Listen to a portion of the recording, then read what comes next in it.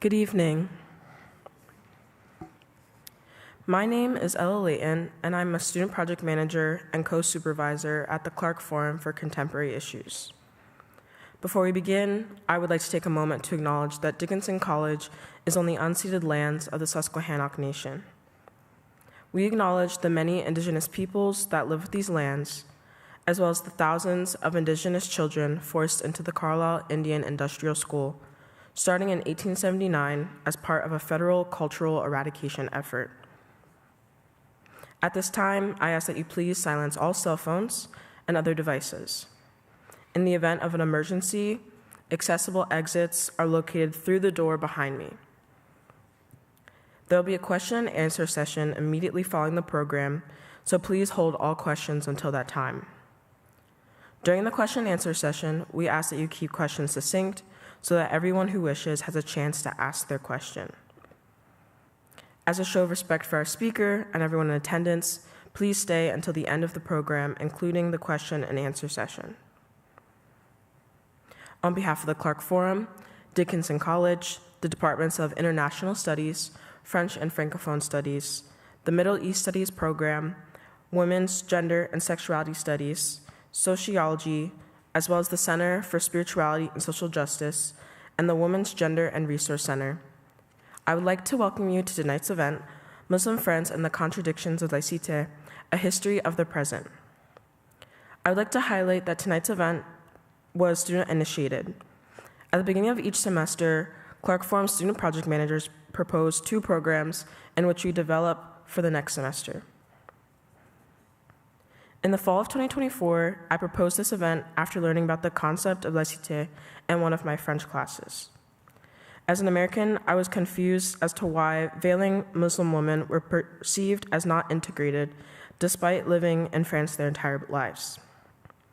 This was not an exercise of the democratic ideal of freedom of religion I was taught, until I began to read and research the history of how France developed the concept of laïcité, or secularism, since the 1905 law separating church and state. I have come to realize how it is concerned with the external practice of religion more than the internal belief itself. Building on the 1905 law, in 2004, France banned, quote, conspicuous religious symbols, end quote, in schools, which disproportionately affected Muslim women and girls.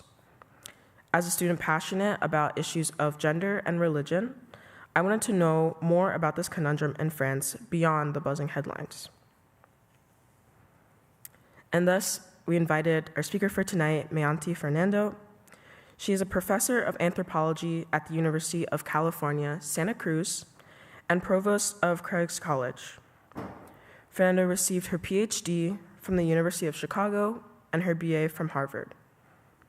Her research interests include Islam and secularism, human and non-human entanglements, more than secular multi-species ecologies, histories of the body and consciousness, liberalism and law, and gender and sexuality. She has held residential fellowships at the Institute for Advanced Study in Princeton, the School for Advanced Research in Santa Fe, and the Museum of World Cultures in Leiden. She is the author of The Republic Unsettled, Muslim French and the Contradictions of Secularism, published in 2014. She is currently working on her second book, Companion Spirits Beyond the Anthroposecular, concerned with the relationship between secularity and the Anthropocene. And now, please join me in welcoming our guest, Mayanthi Fernando.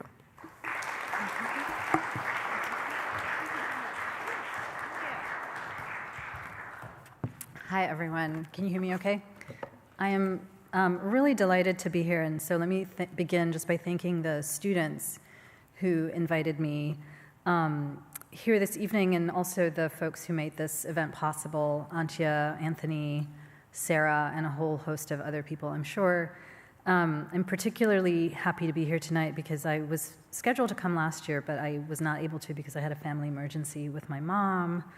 And so I just really appreciate the opportunity to be here this evening. My mom is actually, she's doing great. So that's also great news. Good. My talk this evening is a response to the prompt I was given, which came from the Clark Forum students, and I think was precipitated by the 2024 Summer Olympics in Paris, when France banned its own athletes from wearing headscarves and other religious symbols, asserting that the athletes were on a public service mission and were therefore bound by France's commitment to a strict regime of secularism, un régime de laïcité stricte, in the words of the Minister of Sports, Amélie Oudéa-Castéra. Now, the concept of laïcité, usually translated as secularism, was codified in a 1905 law guaranteeing freedom of religion and free exercise of religion and separating church and state. Since 1989, when 3 Muslim schoolgirls from a Paris suburb refused to remove their headscarves in class, laïcité has been mobilized, and some would say weaponized, to target various forms of veiling amongst Muslim French women and girls, part of a broader debate about the place of Muslims in the French Republic and within the governing framework of laïcité. I'm realizing I have a lozenge in my mouth that I should probably take out before I continue. So let me just go ahead and do that. Okay. So in 2004, France almost unanimously passed a law banning the wearing of conspicuous religious signs in public schools, a law that was clearly aimed at the hijab. A 2010 law aimed at the niqab, the face veil worn by very few women in France, bans the concealment of one's face in public.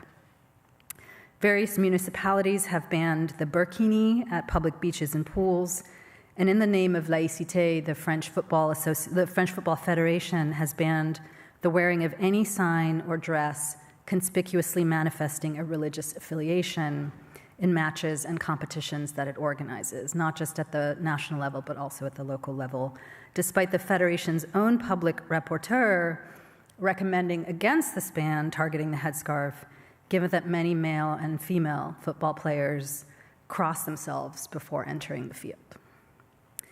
As the student's prompt notes, all this brings up several questions. How is the concept of laïcité in France different from freedom of religion in the United States? What does the separation of church and state really mean?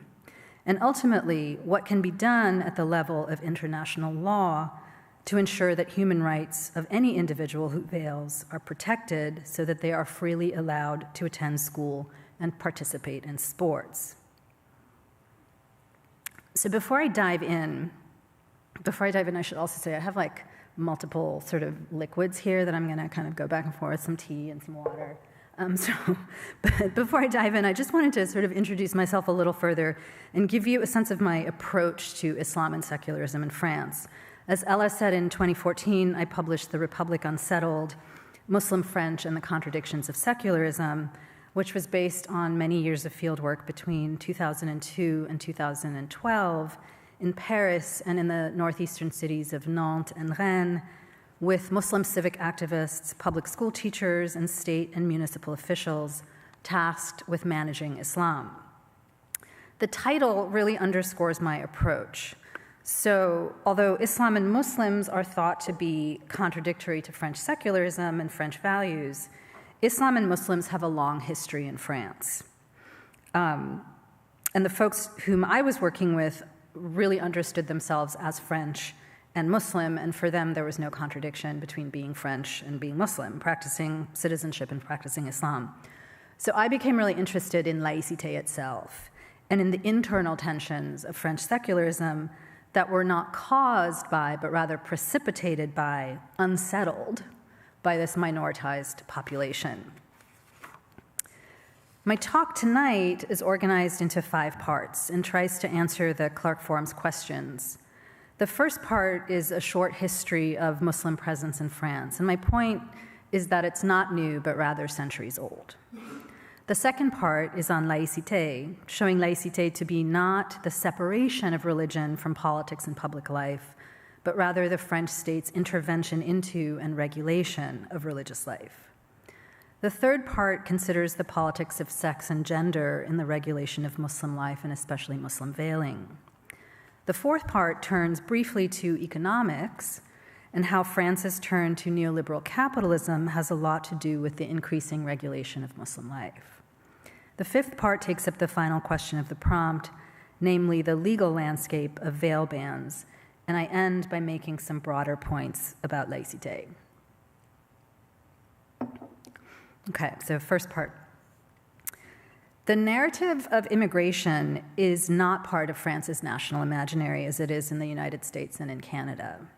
But historically, modern France has been a country of immigration. In the 1800s, and those I can see some of the French and Francophone stuff, you all know this already, but bear with me. In the 1800s, these immigrants were from Poland, Spain, Italy, and Belgium. In the 1900s, they came from Portugal and North Africa, and later sub-Saharan Africa and Asia. All told, about 25% of French citizens today are either the children or grandchildren of European and non-European immigrants. Moreover, although we might think of Arab and Muslim migration to France as a recent mid-20th century phenomenon, its history is much longer. During World War I, more than 200,000 workers, mostly from North Africa, were brought by the French government to ease labor shortages in the mainland and then sent back after the war. In the early 20th century, temporary workers from North Africa continued to come to France, work for a few years, and then return to North Africa, often replaced by a relative or a neighbor from the same village. In the 1950s and 1960s, North Africans, as well as Portuguese, were again recruited by the government in various industries, manufacturing, infrastructure, and mining, for instance, to rebuild France in the period after World War II. Portuguese family reunification was encouraged and facilitated. By contrast, Algerian and other non-white immigrants were housed first in shanty towns and then in purpose-built hostels. Family reunification nonetheless occurred in the 1960s and 1970s. Workers and their families moved into the suburbs or banlieue, and many white working class families who had previously lived in those spaces moved out. And in France, suburbs, banlieue, has a different connotation than in the US, like the US term suburb, and is more akin to what we in the US would call the inner city, for instance, so same kinds of connotations. By the 1980s, a second generation had emerged, born or raised in France, and now a third generation. In the mid-1990s and into the 2000s, this second generation began to turn toward an active practice of Islam, though not to the traditional Islam of their parents, but rather to a modernist orientation defined by an engagement with scholarly texts and theological reasoning by Muslims not necessarily trained at traditional institutions.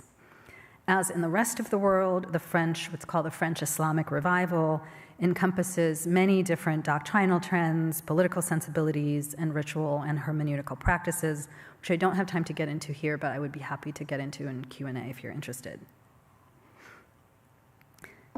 I've been talking about the mainland, like mainland France, but if we broaden our lens of France to what France meant to the French themselves before the 1950s and 1960s, that is, France as an imperial nation, then Muslim presence in France is even longer. And these are just this is colonial France. France is sort of at the top. So the French began to seize control of Algeria, political control of Algeria in 1830. Until then, Algeria had been loosely ruled by the Ottoman Empire. Worth noting is that politically, Algeria was not ruled by the French as an overseas territory, as were many of the other French colonies. Rather, it was comprised of fully fledged départements, and départements are like districts. So Algeria was an essential, if not contiguous, part of France, as Alaska is to the United States, right? So that's really important to keep in mind. From 1830 onward, as they expanded territorial control, French colonial officials undertook a project of modernizing Islam, centralizing and bureaucratizing legal and religious authority, and bringing both the Islamic justice system and the Islamic education system under the direct control of the French colonial administration. So, for instance, Islamic judges were recruited through a standardized examination process and required to attend one of 3 official schools, all run by the French colonial administration. And their salaries were paid by the colonial government. The colonial administration also instituted a segregated legal system with uniform public law and multiple systems of personal status, what we call personal status law, that regulated marriage, divorce, and inheritance for the different subject populations that it ruled in Algeria. So Muslim law for Arabs, Mosaic law for Jews, and what was called customary law for other minorities, including Berbers. So importantly, although religious law was separated from secular public law and limited to so-called private matters like marriage and divorce, religion remained the basis for the political and legal categorization of Algerian Muslims as not French. French colonial authorities thus limited Islamic authority to the domain of private life, while at the same time making Muslimness the basis for political and legal differentiation. And the same applied to Algerian Jews until 1870. In other words, Islam was supposed to be a private matter, but it was also the basis for one's disqualification as a French citizen. Does that make sense? So one final point about the governance of Islam in colonial Algeria. The 1905 Law of Separation, which is considered the foundation of modern laïcité, was not fully applied in French Algeria until 1947. Although Article 2 of the 1905 law stated that the French Republic would no longer recognize or subsidize any religion, Article 43 of the law stipulated that the colonial administration would determine when the law would be applicable in Algeria and France's other colonies, in a series of decrees by the Governor General, always framed as temporary exceptions, allowed the colonial government to continue subsidizing religious life in Algeria. The reason for not applying the 1905 law was that indigenous subjects were regulated as Muslims through Islamic institutions under state control, so schools and teachers, courts and judges, and so on. To lose such control over Islamic authority was thought to be too dangerous a risk for the French colonial administration in controlling its colonial subjects. So I've only touched on Algeria, but the French also governed other Muslim-majority countries like Morocco, Tunisia, Senegal, Mali, Mauritania, and so on. So my point with this brief foray into the past is simply to underscore that Muslims do not comprise a recent or even post-colonial presence in France, but rather have been an important part of France and key to its growth as an imperial and then post-imperial nation for, at this point, more than 200 years, right?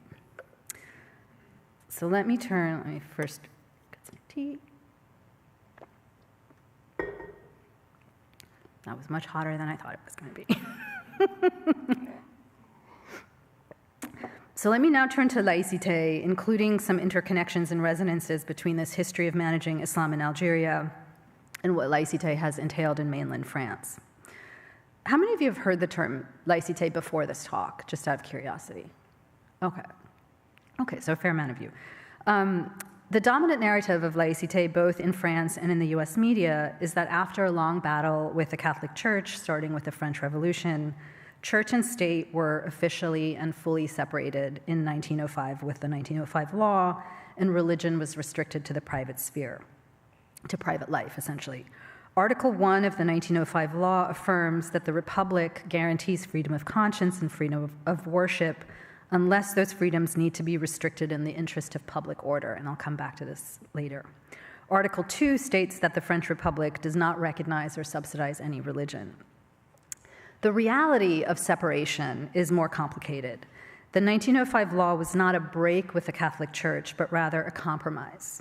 And so the law is as much a convergence of state and organized religion as it is a separation. The 1905 law stipulates, for instance, that the government pay the salaries of clergy working in hospitals and prisons, and although it forbids government financing of new religious buildings, i.e. religious buildings built after 1905, it allows the government to pay maintenance costs for religious buildings built before 1905, most of them Catholic churches. Thanks to a series of later laws, and this is the church at Saint-Germain-des-Prés in Paris. Thanks to a series of later laws, the French state also subsidizes private religious schools, most of them Catholic, some of them Jewish. And other traces of Catholicism exist in the education system, like a public school calendar organized around Catholic holy days, public school cafeterias that serve fish on Fridays, and half days on Wednesdays to allow students, Catholic students, to attend catechism classes if they wish. However, when Muslim French request the kind of accommodations offered to Catholics and some other religious communities in France, for example, state-funded Muslim schools or a school calendar that incorporates Muslim holy days, or even non-pork meals in school cafeterias with large Muslim populations, they are reminded that France is a secular country where proper citizenship requires separating religion from public life.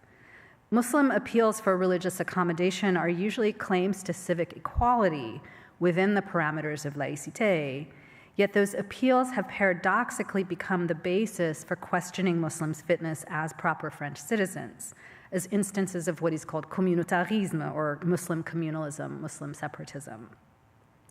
Now, one of the most interesting aspects of French secularism, and the starkest sign, I think, of its internal contradictions, is the status of Alsace-Moselle, a region in northeast France bordering Germany. Alsace-Moselle was annexed from France by Prussia, what is now Germany, in 1870 after the Franco-Prussian War, and it was not a part of the French Republic when the 1905 law went into effect in the rest of mainland France. And remember that it did not go into effect at the same time in Algeria. Although Alsace-Moselle was reincorporated back into the Republic after World War II, it was agreed that its 3 départements, districts, would continue to be ruled under a concordat system established by Napoleon in 1801, and that system continues today, with Catholicism, Calvinism, Lutheranism, and Judaism as officially recognized religions, meaning that religious education in one of these 4 is obligatory for public school children unless they opt out. And the French government continues to pay the salaries of clergy from these 4 organized religions. Now, people tend to read Alsace-Moselle as yet another exception, like Algeria, but that itself is telling because the Alsace exception is not exceptional. In present-day France, there exist 8 different legal regimes organizing relations between state and religion. In French Guyana, which is now an overseas department, Catholicism is regulated according to an 1828 royal ordinance, and the department pays Catholic clergy. In Mayotte, another overseas department with a Muslim majority, the 1905 law does not apply, and local customary law continues to be utilized. We might think of laïcité then as a patchwork of exceptions. Now, Alsace-Moselle's system of recognized religions also tells us something about the way that French secularism has worked, not as the separation of church and state, but as the intervention into and management of religious life by the state. And here, the fact that Judaism is one of those recognized religions is key. Like Muslims, Jews in France were long thought incapable of being citizens because they were too communalist and too separatist, that is, too attached to their identity as Jews, which was understood then as both too insular and too diasporic. So note the similarities with Muslims now. Jews' inclusion as citizens into the French nation in the late 18th and 19th centuries, which was called emancipation, depended on their becoming includable, which in turn depended on a transformation of Jewish life, a transformation initiated, I want to highlight, by the French state, largely by dismantling the authority of Jewish law. Rabbis, for instance, lost their legal authority and were restricted to preaching morality in temples and blessing marriages and pronouncing divorces, and these became supplementary religious rituals that had to take place after a civil ceremony. So in other words, rabbis took on the limited functions of a parish priest, right? That was the sort of example. Judaism was then actively remade by the state. In 1808, Napoleon created the central consistory, the Consistoire Centrale Israélite, which still exists, to serve as the official representative of Judaism and Jews in France, and it was Napoleon who appointed all its members. The consistory's responsibilities initially concerned the so-called regeneration of Jewish life. Over time, those responsibilities were expanded to include the exclusive control of all Jewish institutions and the training of rabbis. I want you to remember this training of rabbis because it's going to come up again when we talk about the transformation of Islam. And ordinary Jews had to wear French dress, give their children French names, and give up certain professions like money lending, all in the name of integration. There are uncanny parallels between the process of Jewish emancipation and contemporary attempts to create what current President Emmanuel Macron has called an Islam of the Enlightenment. In 2002, for instance, the government, then controlled by a different political party, different from Macron's, established the French Council on the Muslim Religion, the Conseil Français du Culte Musulman, modeled on the Central Consistory for Jews, to act as the representative of Islam and Muslims to the state. French government officials had long complained about the disorganized nature of religious authority in Islam and had long sought a clear representative who could speak in the name of Islam, as many of them put it. Catholicism is clearly serving as the model for what proper religion looks like here, with its singular, clear, and institutionalized hierarchy, right? So pope, cardinals, bishops, priests, etc. A number of recent French presidents, including Macron, have fixated on making sure that imams are trained in France to counter potential extremism. Now, this is a really weird but telling obsession because imams generally lead Friday prayers, but they are not usually looked for on questions of theology or religious law. They're literally the prayer leader. But French officials seem to equate them with Catholic priests who are direct representatives of the Catholic Church. So note again the way in which the government takes Catholicism as its model in its remaking of Muslim and earlier of Jewish life. And you are already aware of the general obsession with Muslim aesthetics, not too conspicuous headscarves on women, but also not too long beards on men as a sign of a lack of integration into the French Republic. And this was another sort of really weird conversation about like how Muslim a beard was at one point, right, in the school that I worked at.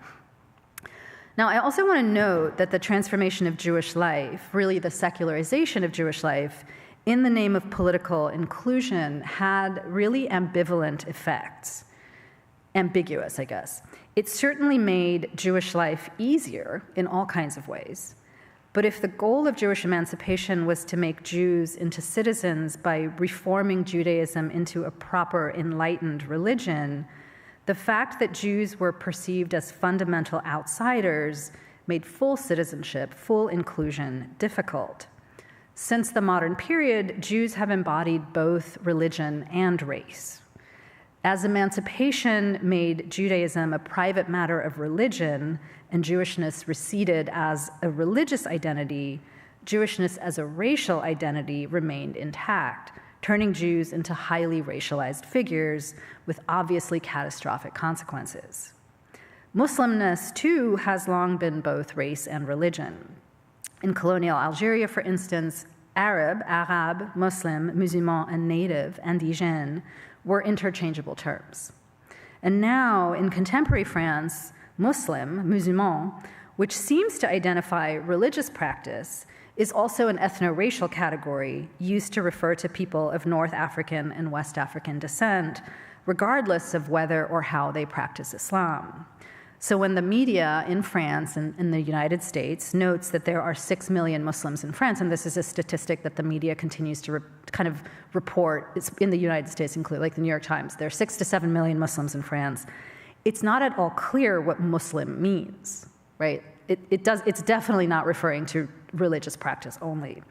My point is that Muslims are religious and racial outsiders despite being French citizens, hence the constant demand on Muslims born and raised in France to integrate, and the use of the term Muslim to refer to them regardless of their ritual practice.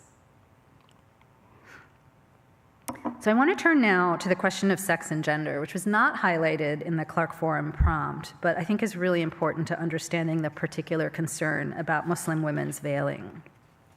So obviously, women's bodies, like anyone who's taken a sociology class or a history class or just lives in the United States, women's bodies are often the train on which politics of national identity are played, right? So look at debates in this country about abortion, contraception, birth rates.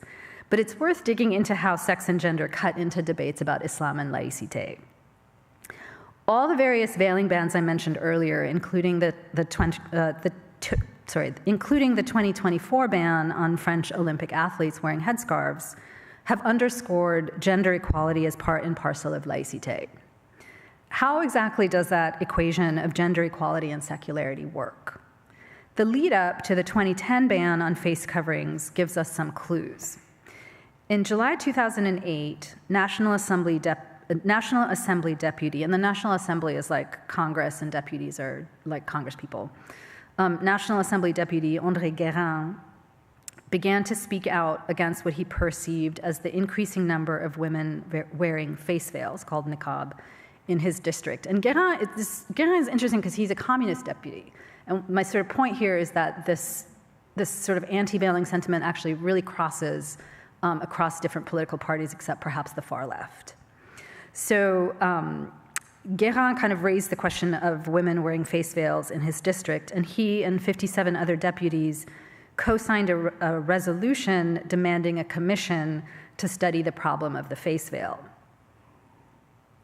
Nicolas Sarkozy, who was then president of France, soon obliged, appointing Guérin to lead a commission that, after interviewing 211 individuals, none of them niqab-wearing women, presented a 658-page report to the National Assembly in January of 2010. The report argues that women who wear face veils lose their dignity, their femininity, and their very identity as persons, echoing the initial resolution, which called the niqab, the face veil, an attack on a woman's dignity and on the assertion of her femininity, so that her very existence is denied. In justifying the creation of the commission, President Sarkozy had noted, "We cannot accept," and this is a quote, "we cannot accept in our country women who are imprisoned behind a grid, cut off from society, and deprived of any identity." What Sarkozy and his deputies were suggesting was that the niqab, the face veil, denies its wearers the possibility of full personhood, really the possibility of being human.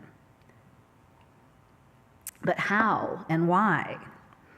And I was fascinated by these debates because it just wasn't clear to me how this was happening, right? Here, the mention of femininity is key, as is the Guérin Commission's surprising attention to the 2009 film La Journée de la Jupe. Have any of you heard of this film? La Journée de la Jupe, Skirt Day. The film chronicles the experiences of a female high school teacher working in a socioeconomically marginalized outer city suburb of banlieue, where the male students have no respect for women. One day, having come to school in a short-ish skirt, something she has been expressly asked not to do by the principal, the teacher protagonist loses it, holding her students hostage with one of their own guns. There are all kinds of things going on in this film that are really interesting. She has one demand of the authorities called in to negotiate this hostage crisis, and these are her lines from the film, that the government establish a national skirt day in all schools, a day when the government states you can wear a skirt and not be a whore. So this is an actual film, and the Guérin Commission, again, fascinating, devoted a section of its report to a discussion of the film by commission members and invited guests. One guest, feminist philosopher Elisabeth Badinter, described how she had attended a screening of the film at a public middle school in the immigrant-populated 18th arrondissement in Paris, and how she had been struck by the scarcity of girls wearing short skirts. Like the film, she attributed this reluctance to North African Muslim cultural mores and the pressure on girls to dress modestly. Similarly, Olivia Caton, president of the group Paroles de Femmes, Women's Words, noted before the commission that at the poor, largely non-white middle school where she teaches, there might be one girl in a class of 20 who wears a skirt, and she voiced her concern for the related rise in garçons manqués, tomboys, right?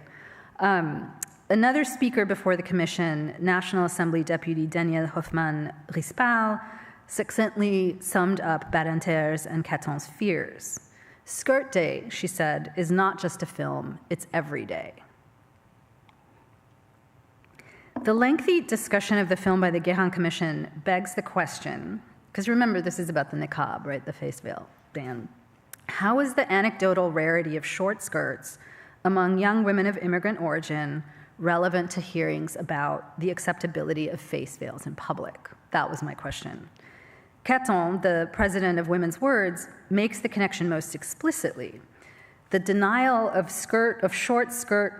decline of short skirt wearers and the appearance of tomboys signal, like garçons manqués, girls who kind of dress in like masculinized girls, basically.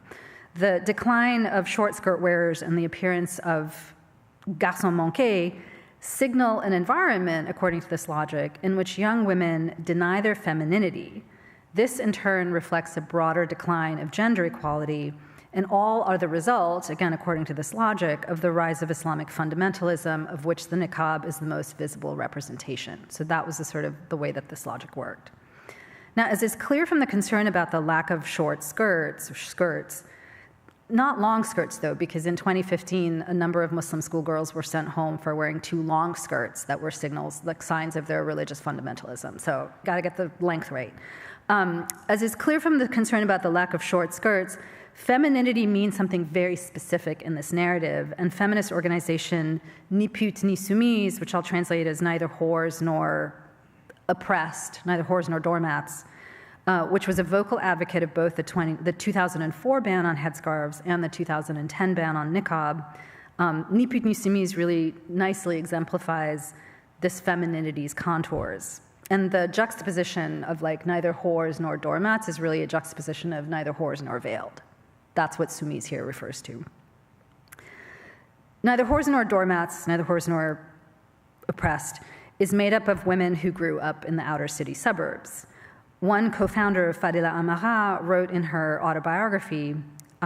autobiography in which she declares that during her adolescence in the 1970s and 1980s, and I'm quoting from her, it was considered natural for us to wear short skirts, tight-fitting jeans, low-cut blouses, and short T-shirts, all ways of dressing that she defines as showing off our femininity. Like the Guérin Commission, Amara condemns the pressure exerted on young Muslim women by patriarchal Islam and applauds those who rebel by continuing to wear, and I'm quoting her again, continuing to wear revealing clothing, by dressing in fashion, and by using makeup in order to exist as individuals. Another leader of Ni Pute Ni Soumise, Siam Abshi, testified before the Guérin Commission that the face veil entails the loss of a woman's self. When Abshi declared that she, unlike veiled women, that she was not ashamed of her body, she removed her jacket to reveal bare shoulders.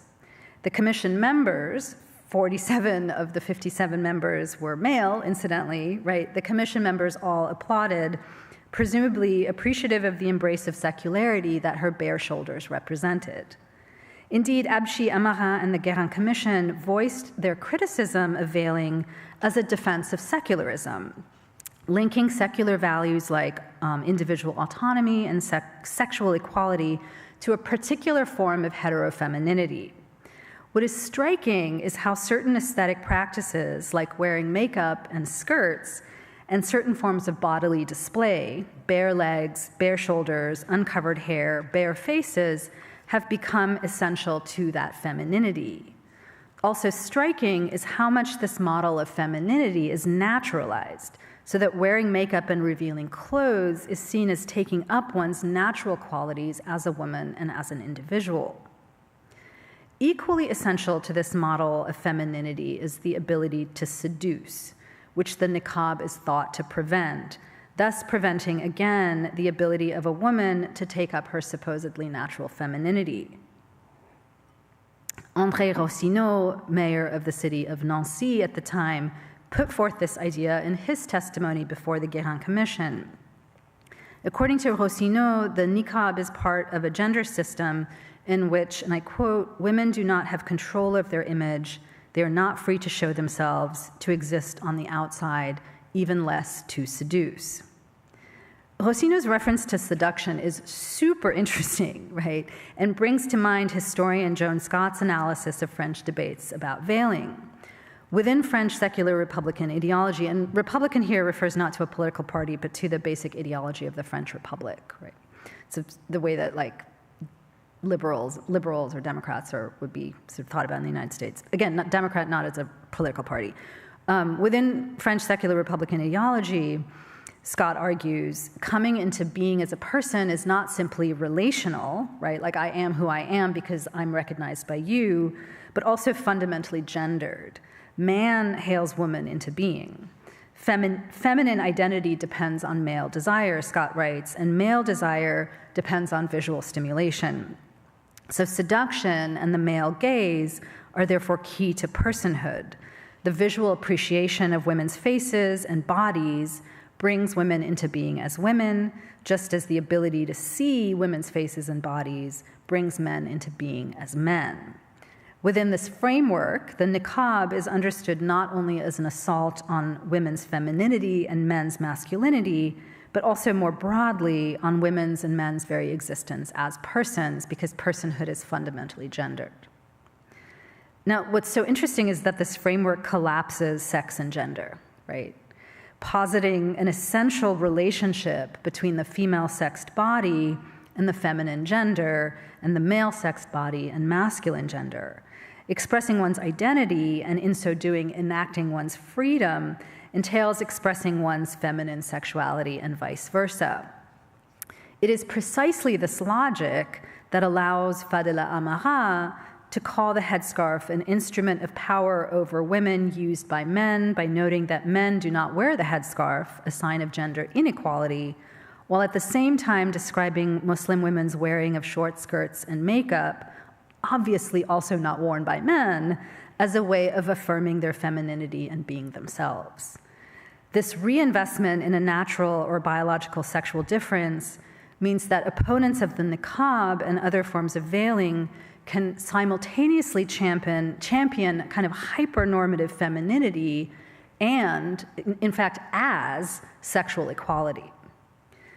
So bans on the niqab, the hijab, the burkini, and so on consistently put forward a link between secularity and gender equality. And I hope this very brief foray into justifications of the niqab ban gives you a sense of how and why. So one last point on this topic. I'm really struck by how innate sexual difference as an organizing principle, right? Men are men and women are women, has become the basis for a secular discourse of gender equality, unlike, say, a right-wing Christian discourse of innate sexual difference here in the United States and also in Europe, which actually is okay with gender inequality. At the same time, what is ironic is that this French emphasis on gender equality based on sexual difference has then been mobilized to criticize the niqab as perpetuating a system of innate sexual difference that can only lead to gender inequality. So there are really interesting ways in which this kind of equation of secularity and gender equality and sexual difference, those three themes are really playing out in very interesting ways in France, obviously in the United States, and they're both similar and different in all kinds of interesting ways. So let me turn now to the fourth part of my talk, and to the political economic context. And I'm just giving you this like broad sweep, but the political economic context of recent attempts to protect the French Republic and its values from Islamic separatism, radicalization, and so on, not just through the headscarf laws that I've mentioned, but also through other laws. For instance, a 2021 law that allows the government to dissolve civil and religious associations it deems to be acting against the Republic, including the Collective Against Islamophobia in France, which was dissolved a few years ago. What do we make of this heavy-handed kind of law and order approach, which has come from across the French political spectrum, except for the far left, and is quite popular according to polls? There are many reasons, but I want to focus on one that I don't think has been highlighted enough, namely that this kind of law and order approach to Islam is related to the sense of national fragility, the sense that France is fraying at the seams.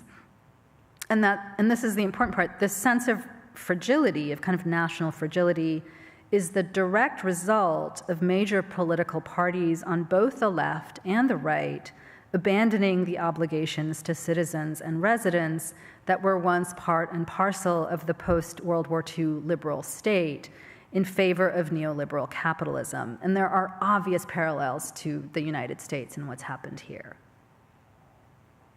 And I'll kind of flag them, but I'm hoping that someone will ask me about this in Q&A. Since the 1970s and accelerating into the 2000s, France has undergone a kind of neoliberal economic restructuring as part of its incorporation into the European Union. A restructuring that combines market-friendly policies like labor deregulation, capital mobility, and trade liberalization with the shrinking of the welfare state and the increasing privatization of care and responsibility, the privileging of a managerial, political, and cultural ethic, and importantly, the emergence of an expansive carceral apparatus. So more police, more prisons, longer sentences for fewer things. Or longer sentences for what would otherwise be kind of minor infractions. In layman's terms, factories have closed, jobs are less secure and more contingent, unions are less powerful, the cost of living is going up, the wealth gap between rich and poor is increasing, the social safety net is contracting, all of which are eroding the national values of equality, unity, and social solidarity on which the French Republic was long based. This is the context of uncertainty and fragility, the sense of national undoing that has given rise to the right-wing Front National, now the National Rally, and to more diffuse but nonetheless anti-government movements like the Yellow Vests in 2018 and 2019. It is also the context in which, in response to these political movements and to the sense among many French that the Republic is kind of coming apart at the seams, that many, many politicians have turned to scapegoating Islam, to the ostensible threat that Islamic separatism poses, and to the rhetoric of kind of what is called reestablishing national identity and national values, reestablishing the authority of the Republic through an increased security apparatus and increasingly draconian laws. And for those of you who've kind of been to, like, I was shocked at the number of armed police in the subway, for instance, right? It wasn't something that I was dealing with even in the early 2000s.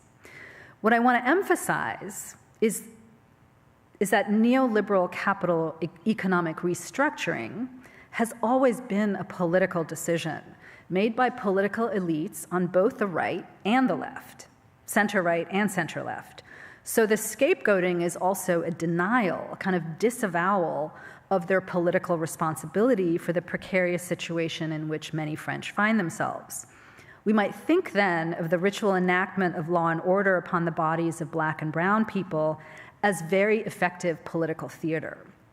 By reestablishing the Republic's authority in one domain, on Muslims, the French government seems to be and is perceived as reestablishing its authority in all domains. In other words, the political decisions that have made social and economic life uncertain and fragile for many French are disguised and then symbolically resolved by taking action against Muslims, actions through which the Republic's authority is reasserted, but only in very particular domains. Again, kind of in layman's terms, the government takes a very hands-off approach as more and more companies outsource labor overseas or to other parts of the European Union, leading to increased unemployment and underemployment. But it takes a very hands-on approach to crime, immigration, and Islam. This should also sound very familiar for those of you who live in the United States. So I'll end this part here, and although it wasn't about laïcité per se, I want to emphasize that the current socioeconomic context is really important to making sense of the various veil bands over the last decade and a half, the last 20 years. So I turn now to the last part of my talk about the legal landscape and how individuals who veil are protected or not protected to attend school and participate in sports, which was the final question from the Clark Forum students. And I'll use the 2004 law to walk you through the legal terrain. So I was doing fieldwork in France when the 2004 law was proposed in kind of 2002.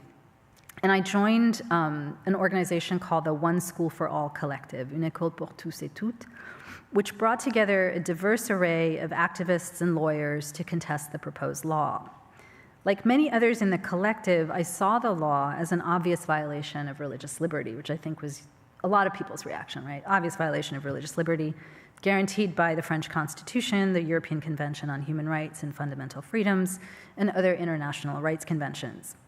It turned out that I was wrong, both because the French Constitution and the European Convention on Human Rights make a key distinction between the right to conscience, which is inalienable, inviolable, and the right to expressions or manifestations of conscience, which can be subject to restriction, usually to protect what is called public order or the rights and freedoms of others. So Article 9.1 of the European Convention guarantees to all the right to freedom of thought, conscience, and religion, as well as the right to manifest one's religion or belief in worship, teaching, practice, and observance. However, Article 9.2 immediately places certain limitations on the freedom to manifest one's religion in the interest of public safety, for the protection of public order, health, or morals, and for the protection of the rights and freedom of others. What this means is that there are two ways, or really a kind of two-step process, by which the headscarf and other forms of veiling fall outside of the right to religious liberty.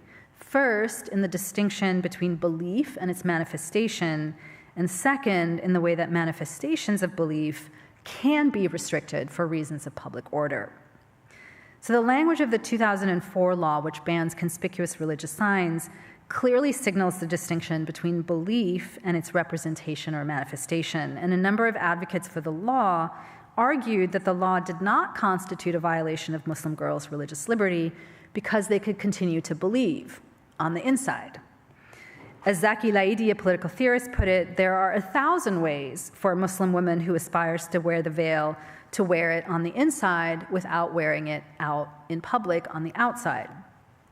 Laidi and other advocates of the ban was invoking the conventional secular relationship between internal conscience and external practice, where religious practices are thought to be outward manifestations, right, signs of an already existing conscience or faith.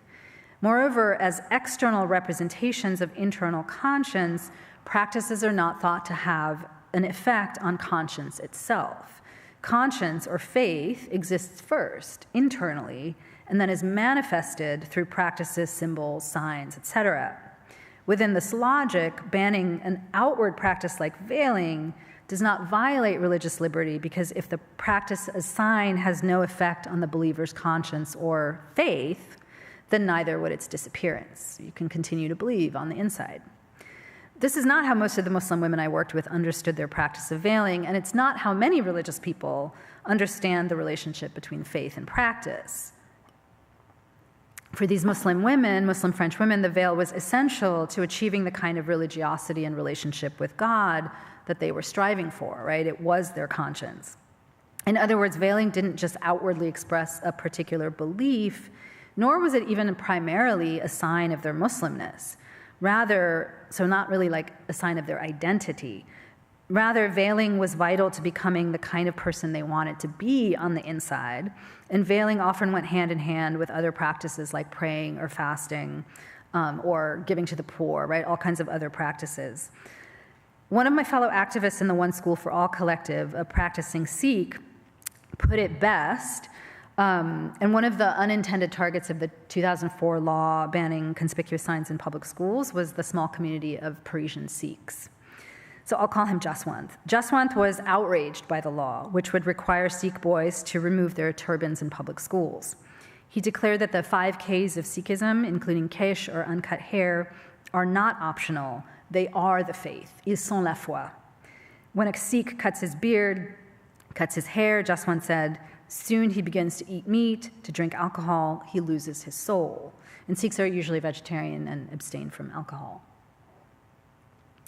Now, Jaswant did not mean that the loss of faith that would lead a Sikh to cut his hair would also lead him to drink alcohol and eat meat, but rather that the practice of not cutting one's hair creates and sustains one's faith in the first place, so that cutting one's hair would weaken that faith, leading to drinking alcohol, eating meat, and so on.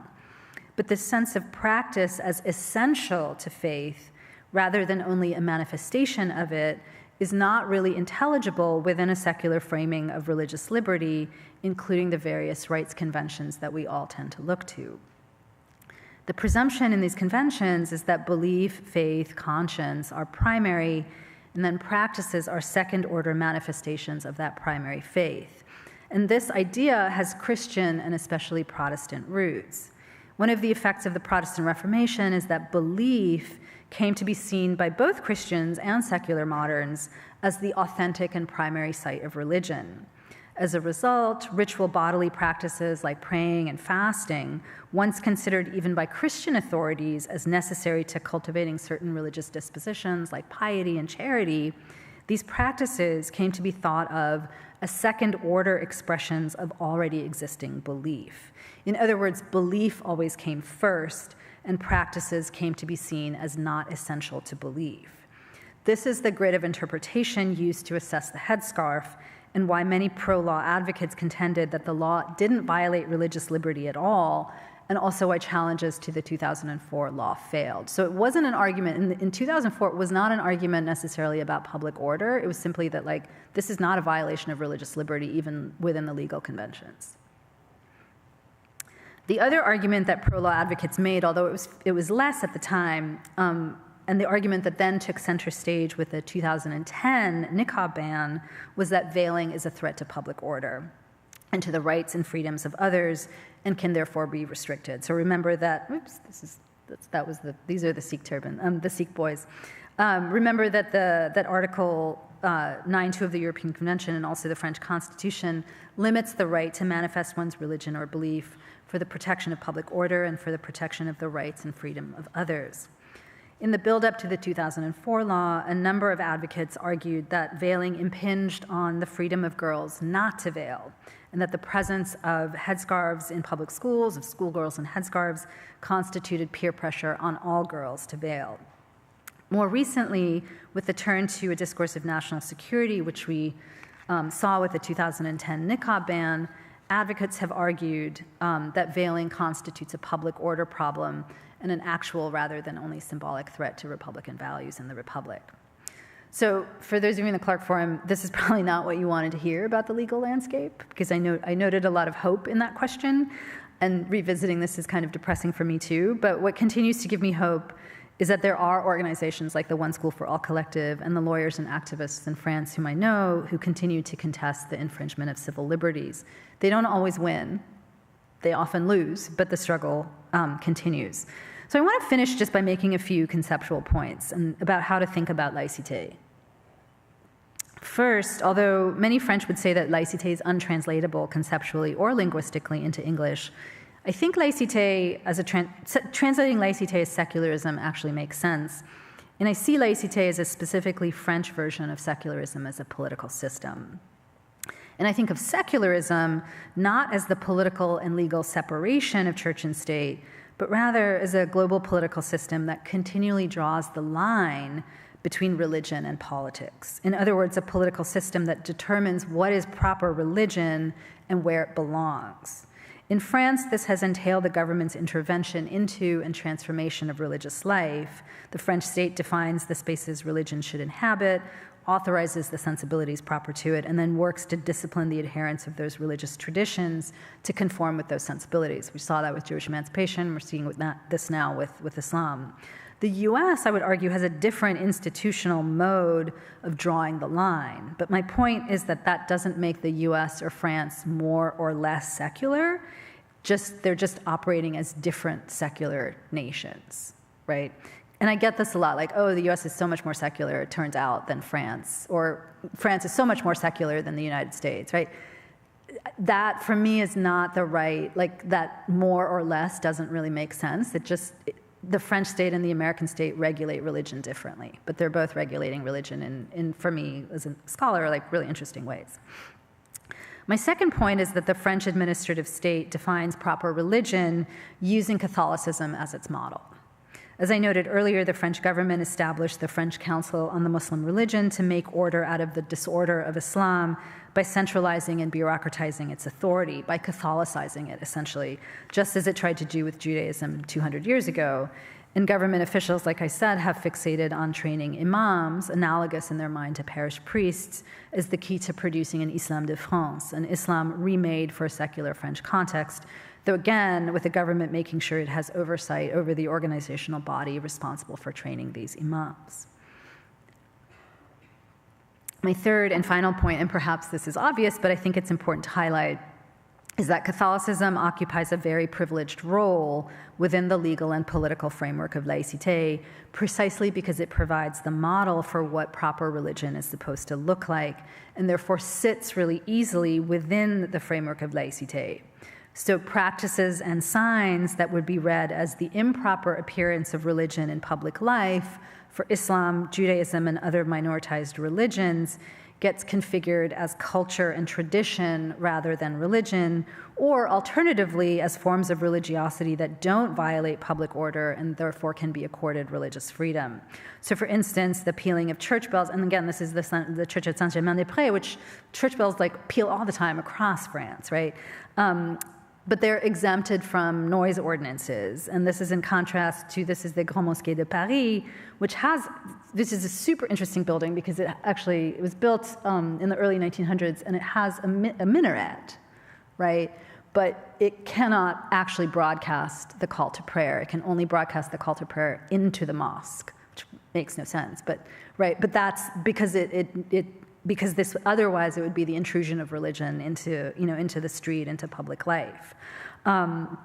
Small crosses are exempted from the 2004 law banning conspicuous religious signs, and hooded penitents in processions in southern France the week before Easter are exempted from the 2010 law banning face coverings in public spaces.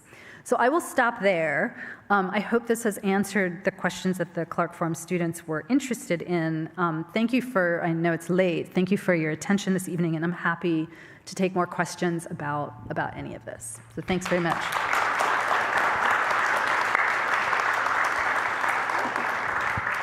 It is now time for the question and answer session. Because this event is being recorded, please wait until a microphone reaches you before asking your question.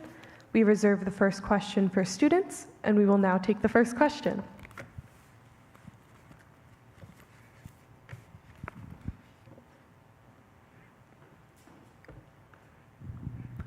Thank you for coming to speak to us tonight. My question has to do with the connection between race and religion within the framework of laïcité. Since, as you mentioned, both Judaism and Islam are highly racialized religions within the French imaginary, and Catholicism is such a, seen as indigenous or as particularly white, what role do you see racism playing in the emancipation for Jews and the efforts to create l'Islam de France? Thank you. Yeah, thanks for that question. It's a great question, and it's also complicated. In part because I would argue that racism plays a huge role in all of this. And it's a racism that has, race and religion have always operated they're two sides of the same coin in the figure of the Muslim. And, I'll go back to that slide with the sort of terminology, but this is really interesting collapse of race, ostensibly race, Arab, religion, musulman, and also colonial subjectivity, right, indigène.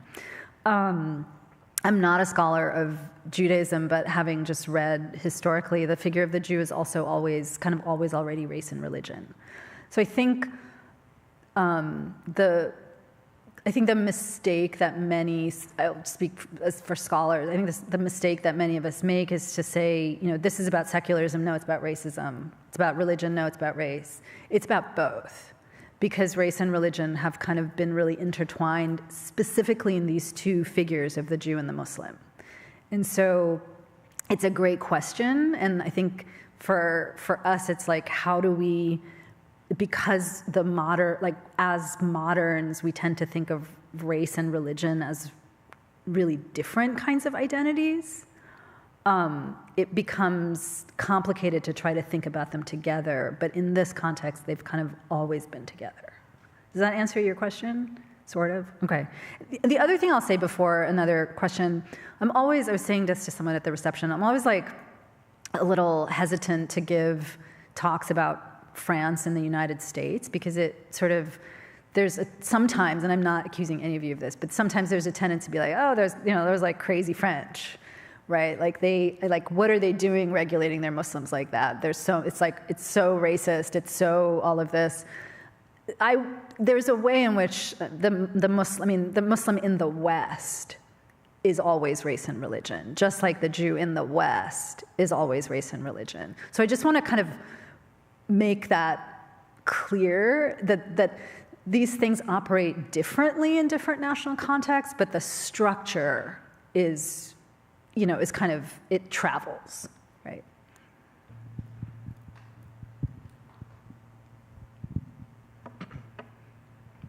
Hi, thank you for coming to speak with us. I really liked your talk. Thanks. Yeah, I just missed this. You said something about the statistic of the commission that was set up to take questions about, to question about the face veil? The face veil in the specific region. You said that there's 211 people interviewed, and then I missed something about the gender ratio of that, as well as were the people of the region, was the age range also affected? Was this so there were 200, so the Guérin Commission was it was a commission, there were 57 members of the National Assembly 57 deputies who were on the commission, 47 of them were men. There were 211 people interviewed by that 57-member commission, none of whom actually wore the niqab. And so this has been a problem, for the 2004 law was the result of a proposal by the Stasi Commission, which was put together and interviewed a bunch of people. I can't remember the exact, I think there were, it took a while, it was months long, and they interviewed 3 girls and had, 3 women and had scarves at the end of the whole thing. It was definitely an afterthought. And what was also interesting was that they didn't interview any of the sociologists, French sociologists, and kind of well-established French sociologists and academics who'd been working on young Muslims, kind of in the banlieue, not just in Paris, but all over. They were also not, the kind of experts who might have had something to say were also not interviewed. But more egregious really was just the lack of representation by the people that the law was supposed to target, right? And again, this is not a specifically French problem. This happens all the time, right, with all kinds of problem populations. So.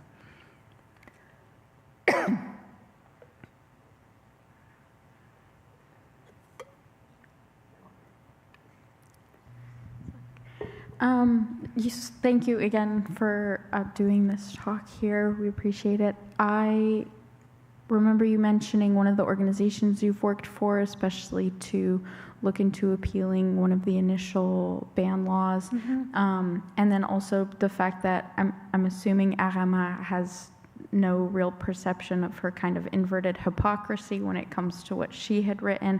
But I was wondering if you saw the same type of legislative gymnastics happening on the other side. I know there's a counterparty to the National Front, the Front Populaire, and I'm assuming also NGOs and nonprofits that don't necessarily have a religious label but work along religiosity.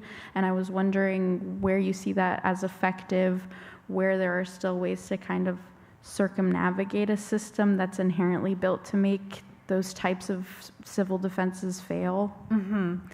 I think and tell me if I'm not answering your question, but I think what I hear you asking is, are there ways in which and correct me if I'm wrong, are there ways in which these sorts of contradictions can be navigated by organizations because there is kind of fuzziness? And it's a great question. When I worked with the Collectif Une École pour tous et toutes, the One School for All collective on the kind of legal subcommittee, there didn't seem much leeway around the law.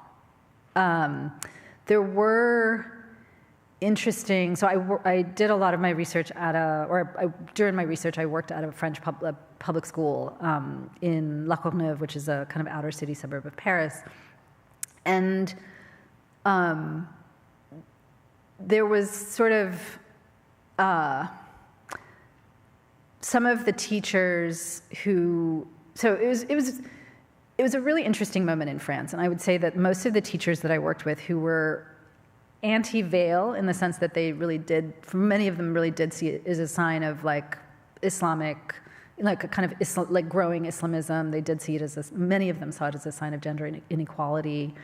So the veil was a problem for them, but very few of them actually supported the law, because the result of the law was that their students would no longer, many of them would no longer come to school, right? So the teachers who were actually in it, many of them recognized what the impact of the law would be.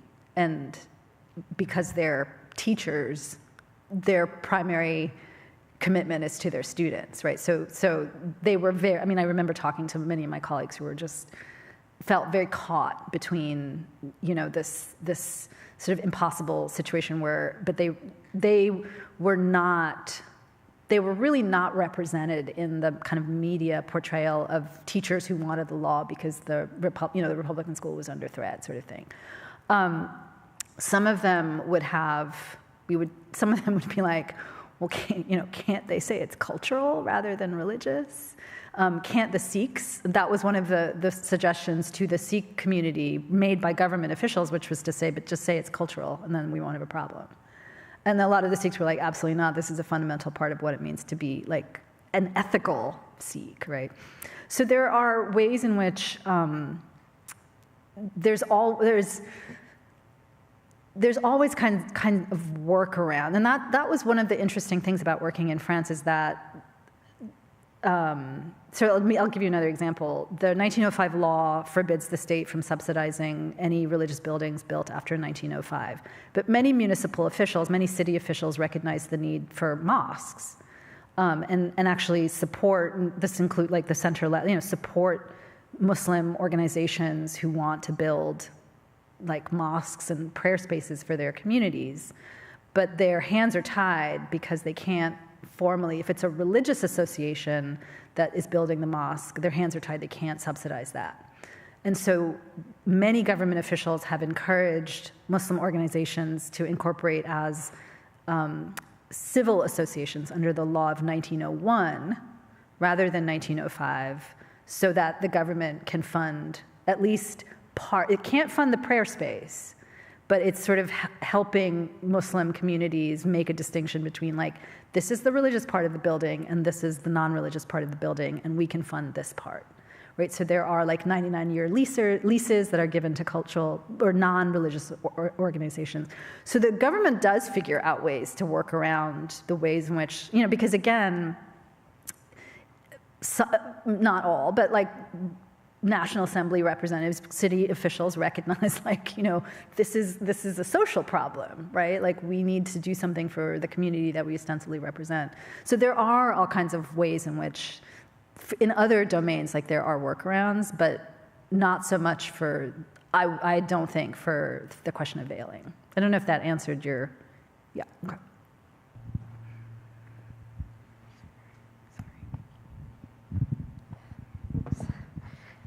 Hi, so I'm curious on your thoughts on kind of how this idea of laïcité and then kind of rising nationalist movements maybe go together. I feel like some of it was maybe alluded to already in discussions about religion and race, but you also kind of made this mention of this cultural aspect, and I know especially now that's something that we're seeing a lot.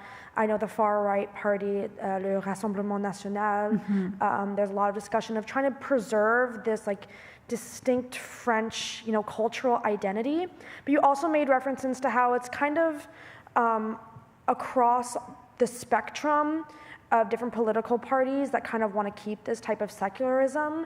So kind of where is that line drawn of laïcité being simply something that's just religion versus something that's used as a mode to kind of preserve this French national identity? Thanks. Yeah, it's another good question. I mean, what's really interesting about the National Rassemblement National is, like, I don't know that it's very easy for very practicing Catholics to be part of that organization, right? Just as it's very easy for very practicing Catholics to be part of the kind of center-right party as well. So there are ways in which, and this is partly what I meant at the end, where it's much easier to be like very traditional Catholic and find political representation in all kinds of ways. I think that your question about the rise of nationalist movements, and yeah, it's sort of tied to the third, or maybe I think it was the fourth point I made about neoliberal restructuring, right? And so the Front National, what was then the Front National, really emerges as an anti-Europeanization party at the beginning of its rise, right? I mean, those are the origins of the Front National. And part of that, it in a lot of ways, and it wasn't to say that it's always also been anti-immigrant, right? But those two things have always gone together, or they used to go together. I think there's, that's kind of what I was getting at with the sense that French national identity is being diluted. And in a way, French national identity is being diluted by Europeanization. I mean, it is. There are all kinds of ways in which the EU now regulates trade policies in a way that it didn't pre-joining the EU. It regulates all kinds of things. So it's not untrue that there's been a dilution of kind of French Republican sovereignty. For sure, there has. But it's not coming from immigrants. Right? That was sort of my point. Like, it's a political decision that's been made over the last, since the 1970s by both parties. And so that's where I see the origins of a lot of these nationalist movements across Europe, which many of them, started off as anti-EU, anti-Europeanization parties. In some ways, it feels, it feels impossible to kind of stop corporate neoliberalism. It's a lot easier to build walls at the border, right? It's a hell of a lot easier to kind of target immigrants, non-citizens, people without, documentation than it is to like stop the train of neoliberal capitalism. But I think that's so. In some ways, the rise of these nationalist movements, they're identifying, they're correct in identifying a kind of dilution of these national sovereignty across Europe. The solution, I don't think, is going to stop that, right? I don't know if that answered your question, but yeah. We have time for 2 more questions. And I genuinely don't think that is talked about enough in the kind of scholarly conversation about Islam, or even like the racialization conversations. There's just this real sort of split between, sociologists and anthropologists of race and religion, and then people doing political economy. But to me, there's real convergences there. Sorry, I cut someone off. Oh, no, you're so good. Thank you so much again. This was so incredibly interesting. And you mentioned your work and connection with organizations and legal practitioners who are actively advocating for religious freedoms of Muslim people and women specifically.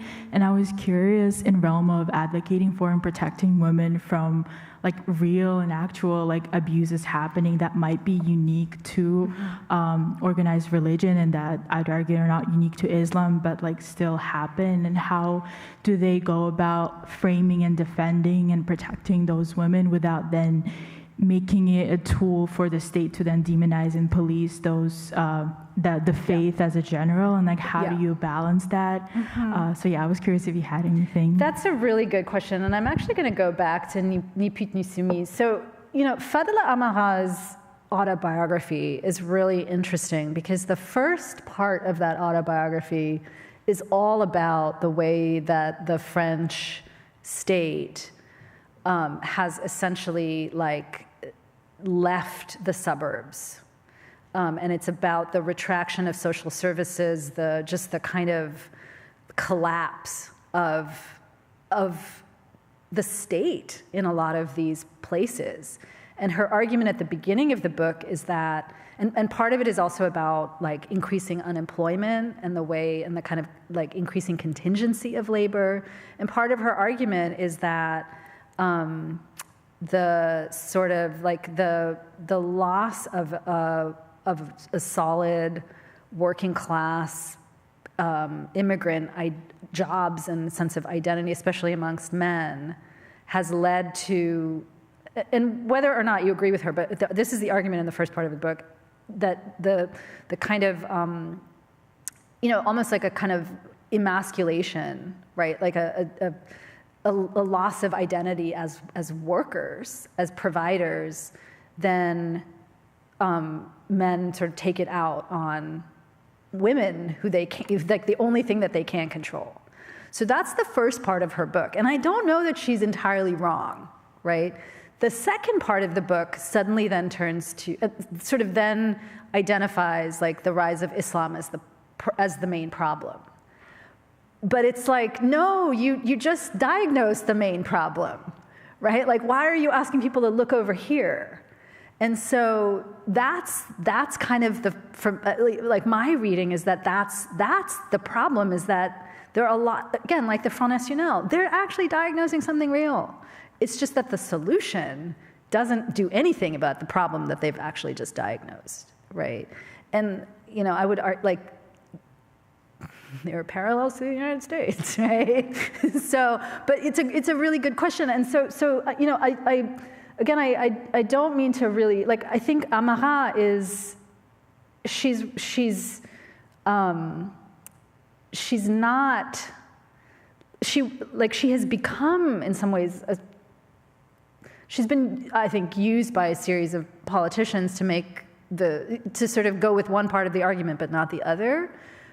But it was a real movement. It was responding to real violence in the banlieue, right? Like so I don't mean to kind of diminish I don't mean to diminish some of the real problems that Ni Pute Ni Soumise was diagnosing.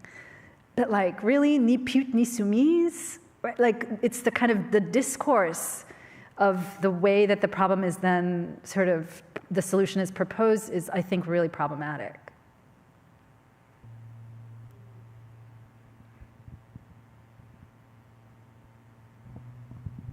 Merci beaucoup.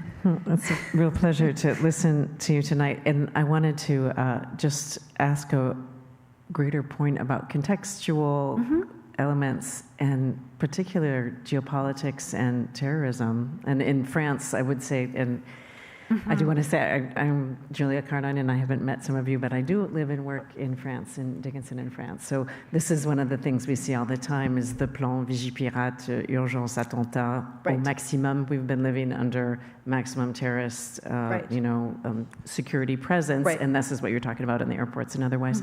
But it's factual, and these dates are not at all an hazard. They're not by accident. Like the rise. So my question to you is, could you comment a little bit more about this idea of the amalgam of like the mix-up between, who are quote-unquote domestic terrorists, who are foreign terrorists, and how in which those things really do inform very, I would just say, centrist people, with Catholicism truly diving. We don't have a growth in Catholicism. We have a growth in Muslim converts that may have been Catholics a generation ago. We don't. So we know that there is an Islam en France, and at the same time, we know that there's this security, and I'm putting quotes around that context. Right. No, it's a good question, and I think, and it's a complicated question. So I'm glad that you raised the real threat, right, of terror. I mean, we saw the Bataclan attacks, the Charlie Hebdo. Like, there have been terrorist attacks in France. I don't know that so there's that. What we also see is that there's a lot of radicalization in prisons. And we also see that there is, like, again, retraction of the state in the banlieue means fewer jobs. There's just less opportunity in these spaces. And there's more policing in these spaces. So policing of black and brown, many, kind of like unemployed people, right? And there is yes, there is more, there's drug dealing and car stealing and whatever, right? But there's also a way in which if we know that there's radicalization in prisons, and we know that radicalization has led to Islamic terrorism in sort of these moments, then I don't know that even just logically, that the thing to do is to throw more and more people into jail, into the prisons where they will be potentially radicalized, come out, commit terrorists, right? And as I said to a class, when I was speaking to some students, there's also the issue that if you continue to hear that you, born in France, raised in France, now with parents who were born in France, raised in France, if you continue to hear you're not really French, at some point you're going to start believing that. And so, again, in some ways, I'm really glad you asked that question, because part of my sort of, it's just I don't know what's going to happen, because, I wrote this book published the book in 2014, and at the time, a ton of the people that I worked with were really we're French and Muslim, and there's no contradiction, and we don't understand. We do understand why nobody thinks that we're, that we are not really French, but we don't understand why. For us, on est musulman français de confession musulmane. On est pratiquante of republicanism, on est pratiquante of Islam. Il n'y a pas de contradiction. That was 20 years ago. I don't know how many people now would still say that in a way, right? And so I worry that the window is closing, and that there is a kind of, again, if you keep telling people who are born and raised in France that they're not really French, if you sort of essentially retract social services from the suburbs in which they live, if there are no jobs, right? They're kind of continually marginalized and increasingly arrested and thrown in jail. That's going to have consequences. And so my sort of, my worry is that the people that you're talking about is that is a population that's growing. But again, I don't think this is the answer. And so, it's just this sort of, it's a real problem. Yeah. This concludes tonight's presentation. Please join me in thanking Professor Fernando. Thank you for all your questions.